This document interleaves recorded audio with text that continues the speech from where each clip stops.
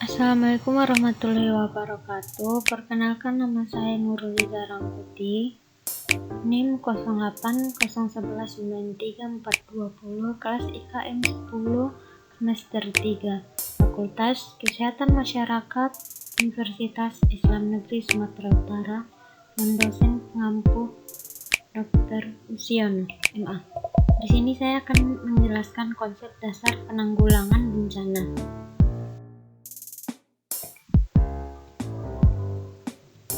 Pengertian bencana alam. Bencana alam merupakan bencana yang diakibatkan oleh gejala atau faktor alam. Gejala alam merupakan gejala yang sangat alamiah dan biasa terjadi pada bumi, tetapi hanya ketika gejala alam tersebut melanda manusia atau kehilangan nyawa dan segala produk budidayanya atau kepemilikan harta dan benda, kita baru dapat menyebut sebagai bencana. Keadaan ini juga merupakan konsekuensi dari kombinasi aktivitas alami akibat peristiwa fisik seperti letusan gunung, gempa bumi, tanah longsor, dan aktivitas manusia. Ketidakberdayaan manusia akibat kurang baiknya manajemen kesiapsiagaan dan keadaan darurat menyebabkan kerugian dalam bidang keuangan dan arsitektur, bahkan sampai kematian.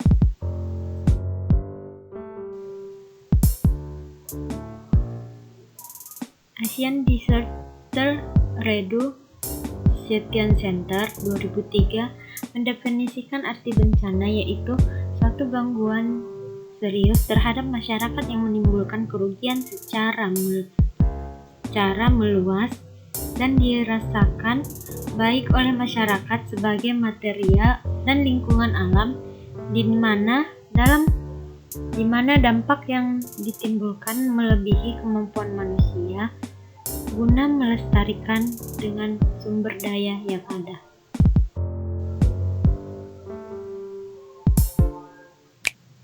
Kemudian ada menurut Undang-Undang RI Nomor 24 Tahun 2007, yaitu bencana adalah peristiwa atau rangkaian peristiwa yang mengancam dan mengganggu kehidupan dan penghidupan masyarakat yang disebabkan baik oleh faktor alam dan atau faktor non-alam maupun faktor manusia, sehingga mengakibatkan timbulnya korban jiwa manusia, kerusakan lingkungan, kerugian harta benda, dan dampak psikologis.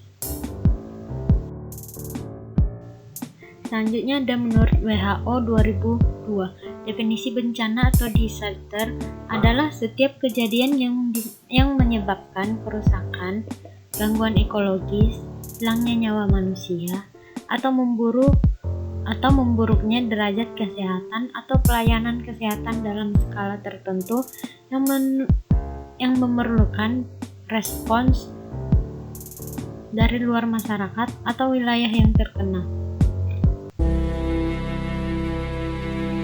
Jenis ancaman bencana.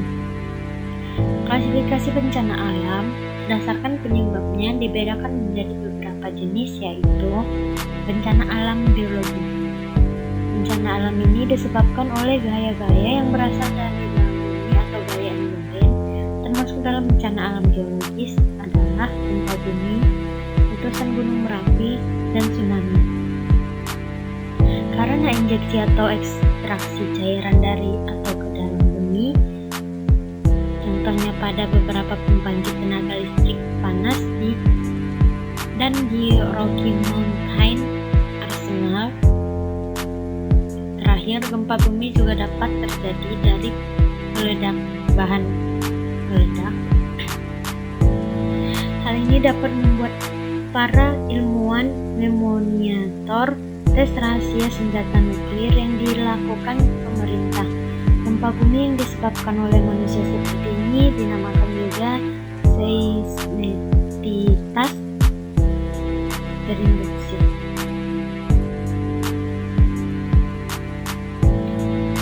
Selanjutnya ada tsunami. Tsunami adalah ombak yang sangat besar yang menyapu daratan akibat adanya gempa bumi di laut. Temukan benda besar atau cepat di laut, angin ribut, dan lain sebagainya.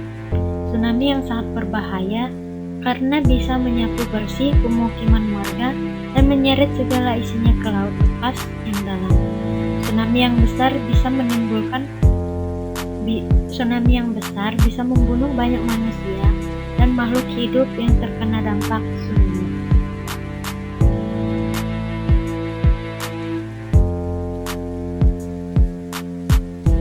Jenis gempa yang menyebabkan tsunami terbagi tiga, yaitu gempa bumi yang berpusat di tengah laut dan dangkal atau 0-30 km. Yang kedua ada gempa bumi dengan kekuatan kurang-kurangnya 6,5 skala Richter. Yang ketiga adalah gempa bumi dengan pola sesar naik atau sesar turun.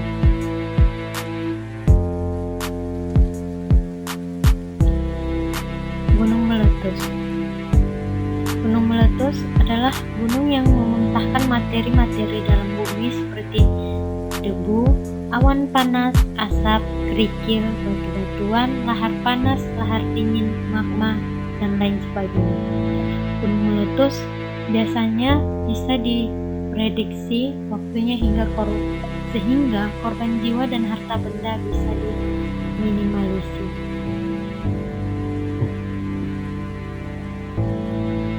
Gunung Merapi yang akan meletus dapat diketahui melalui beberapa tanda, antara lain yang pertama adalah suhu di sekitar gunung naik, kedua mata air menjadi kering, ketiga sering mengeluarkan suara gemuruh kadang disertai getaran atau gempa, yang keempat adalah tumbuhan di sekitar gunung melayu, kelima binatang di sekitar gunung bermigrasi. Angin puting beliung atau angin ribut. Angin puting beliung adalah angin dengan kecepatan yang tinggi yang berhembus di suatu daerah yang dapat merusak berbagai benda yang ada di permukaan. Angin yang sangat besar seperti badai, tornado, dan lain-lain bisa menebarkan benda serta merobohkan bangunan yang ada sehingga sangat berbahaya bagi manusia.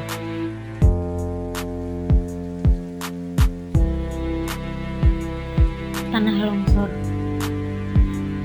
Longsor atau yang sering disebut gerakan tanah adalah suatu peristiwa geologi yang terjadi karena pergerakan asap, batuan, atau tanah dengan beberapa tipe dan jenis, seperti jatuhnya bebatuan atau gumpalan besar tanah.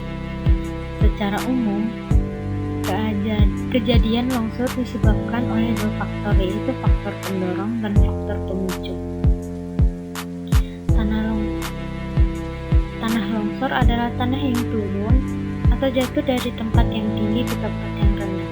Misalnya jika ada orang atau pemukiman di atas tanah yang longsor atau di bawah batu yang jatuh, maka sangat berbahaya. Tidak hanya tanah saja yang longsor, batu, pohon, pasir, dan lainnya bisa ikut longsor, menghancurkan apa saja yang ada di bawahnya. Pemanasan global atau global warming. Pemanasan global atau global warming adalah adanya proses peningkatan suhu rata-rata atmosfer laut dan daratan bumi. Suhu rata-rata global pada permukaan bumi telah meningkat 0,74 tambah kurang 0,18 derajat Celcius atau 1,33 tambah kurang 0,32 derajat Fahrenheit selama 100 tahun terakhir. Intergovernmental Panel on Climatic Change atau IPCC menyimpulkan bahwa sebagian besar peningkatan suhu rata-rata global sejak pertengahan abad ke-20 kemungkinan besar disebabkan oleh meningkatnya konsentrasi gas-gas rumah kaca akibat aktivitas manusia melalui efek rumah kaca.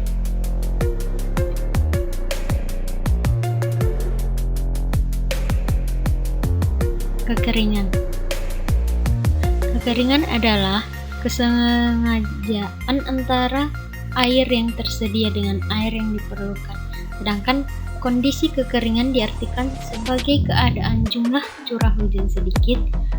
Kekeringan atau kemarau dapat timbul karena gejala alam yang terjadi di bumi. Kekeringan terjadi karena adanya pergantian musim. Pergantian musim merupakan dampak dari iklim. Kondisi kekeringan dapat ditinjau dari beberapa segi, diantaranya adalah yang pertama ada kekeringan meteorologis berhubungan dengan curah hujan, di mana curah hujan tersebut berada di bawah garis dari curah hujan yang normal. Selanjutnya ada kekeringan pertanian berhubungan dengan kekurangan lengas tanah atau kandungan air di dalam tanah sehingga tidak mampu memenuhi kebutuhan tanaman pada periode tertentu. Yang ketiga ada kekeringan hidrologis atau hydrological drought atau pasukan air permukaan dan air tanah. Selanjutnya ada kekeringan sosial atau ekonomi sosial drought, berkaitan dengan kondisi di mana pasokan komoditi ekonomi kurang dari kebutuhan normal akibat terjadinya kekeringan meteorologi, antropologis, dan pertanian.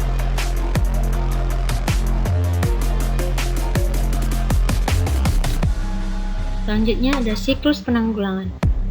Bencana siklus penanggulangan dibagi menjadi 3 periode, yaitu yang pertama ada pra-bencana. Pra-bencana lebih difokuskan kesiapsiagaan level medium. Yang kedua ada bencana. Pada saat kejadian atau krisis, tanggap darurat menjadi kegiatan terpenting. Yang ketiga, pasca bencana. Pemulihan dan rekonstruksi menjadi proses terpenting setelah bencana.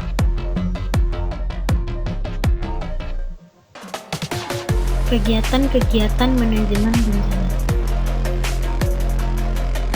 Yang pertama, pencegahan. Pencegahan merupakan upaya yang dilakukan untuk mencegah terjadinya bencana OKA, memungkinkan dengan memindahkan bahaya. Mitigasi bencana. Mitigasi bencana adalah serangkaian upaya untuk mengurangi risiko bencana baik melalui pembangunan fisik maupun penyadaran dan peningkatan kemampuan memahami ancaman bencana atau upaya yang dilakukan untuk meningkatkan dampak yang ditimbulkan oleh bencana. Yang ketiga adalah kesiapsiagaan. Kesiapsiagaan merupakan serangkaian kegiatan yang dilakukan untuk mengantisipasi bencana melalui pengorganisasian serta melalui langkah yang tepat guna dan berdaya guna. Yang keempat, peringatan dini. Peringatan dini adalah serangkaian kegiatan pemberian peringatan sesegera mungkin kepada masyarakat tentang kemungkinan terjadi bencana pada suatu tempat oleh lembaga yang berwenang, atau upaya untuk memberikan tanda peringatan bahwa bencana kemungkinan akan segera terjadi.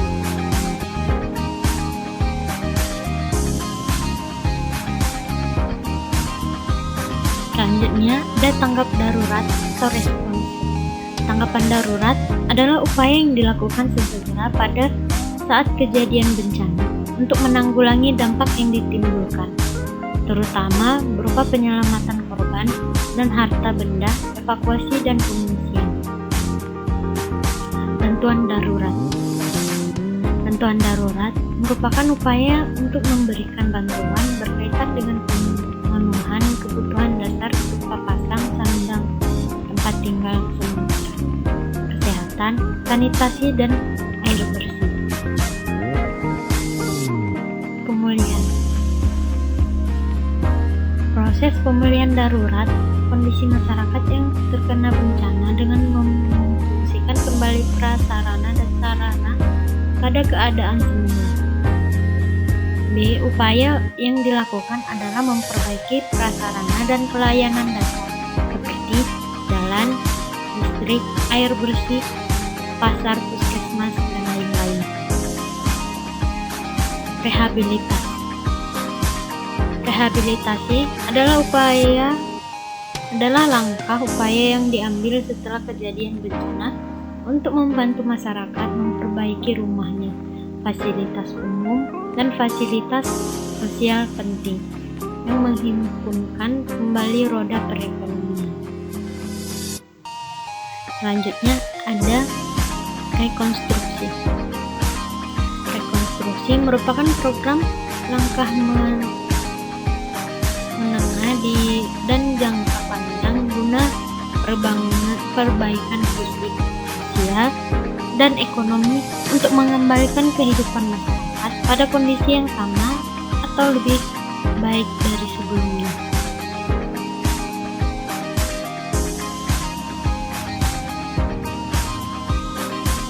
Upaya-upaya pencegahan bencana. Yang pertama, membuat pos peringatan. Salah satu upaya yang kemudian dapat diupayakan dengan mendirikan pos peringatan bencana. Pos ini yang nantinya akan menentukan warga masyarakat bisa kembali menempati tempat tinggalnya atau tidak. Selanjutnya, membiasakan hidup tertib dan disiplin. Diperlukan pola hidup tertib, yaitu dengan menegakkan peraturan-peraturan yang berhubungan dengan pelestarian lingkungan hidup. Asal masyarakat menaati, berarti setidaknya kita telah berpartisipasi dalam melestarikan lingkungan. Masyarakat juga harus disiplin. Memberikan pendidikan tentang lingkungan hidup. Faktor ini telah ditegaskan dalam Konvensi Dunia tentang Lingkungan tentang langkah pengurangan bencana alam yang diselenggarakan dari 1 Dasawarsa silam, yaitu tanggal 23 sampai 27 Mei 1994 di Yokohama, Jepang. Forum ini pada masa itu merupakan forum terbesar tentang bencana alam yang pernah diselenggarakan sepanjang sejarah. Tercatat lebih dari 5.000 peserta hadir yang berasal dari 148 negara.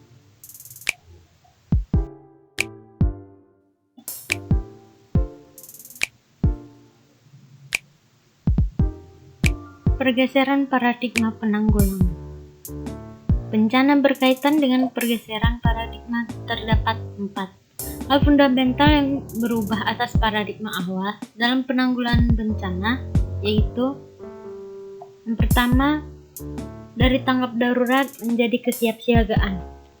Tanggap darurat sampai hari ini memang penting dilakukan dan memang dibutuhkan oleh masyarakat terdampak bencana. Yang kedua adalah dari statistik menjadi otonomi daerah. Pemerintah menyadari bahwa kejadian bencana haruslah diproses secara cepat dan tepat. Melihat penanggulangan selama ini yang semuanya diurus oleh pemerintahan pusat, maka banyak terjadi keterlambatan dalam memberikan pertolongan dan bantuan. Disinilah muncul paradigma baru, yakni penanggulangan bencana bisa dilakukan melalui pemerintahan daerah yang bersifat otonomi. Yang ketiga adalah dari pemerintahan sentris menjadi partisipatori. Kemampuan pemerintah tidak cukup besar untuk mengontrol anggaran guna membantu begitu banyak korban bencana yang terjadi hampir secara bersamaan dan berkesinambungan. Oleh karenanya, peran serta masyarakat lokal nasional maupun internasional dibutuhkan guna membantu memulihkan korban bencana tersebut. Inilah yang disebut dengan pergeseran paradigma dari pemerintah sentris menjadi partisipatori. Yang keempat, dari kemurahan menjadi hak dasar. Awalnya pemerintah menyangka bahwa membantu korban bencana adalah suatu kemurahan hati semata. Padahal ini adalah anggapan yang salah. Sedangkan yang benar adalah bahwa membantu korban bencana itu memang karena hal itu merupakan hak dasar dari setiap warga negara Indonesia.